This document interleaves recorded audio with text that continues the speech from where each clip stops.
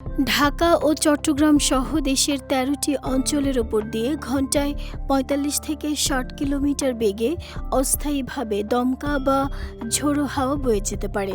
একই সঙ্গে এসব এলাকায় বৃষ্টি অথবা বজ্রসহ বৃষ্টির সম্ভাবনা রয়েছে।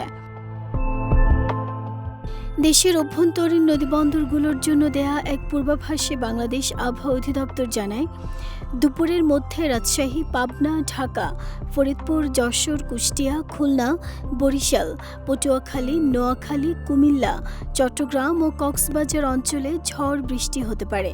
এসব এলাকার নদীবন্দরগুলোকে ১ নম্বর সতর্ক সংকেত দেখাতে বলা হয়েছে।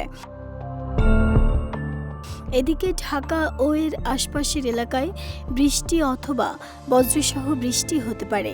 এ সময় দক্ষিণ ও দক্ষিণ পূর্ব দিক থেকে ঘণ্টায় ১২ থেকে ১৮ কিলোমিটার বেগে বাতাস প্রবাহিত হতে পারে। দিনের তাপমাত্রা ১ থেকে ২ ডিগ্রি সেলসিয়াস কমতে পারে। এছাড়া দেশের কোথাও কোথাও মাঝারি ধরনের ভারী থেকে অতি ভারী বর্ষণও হতে পারে বলে জানিয়েছে আবহাওয়া অধিদপ্তর।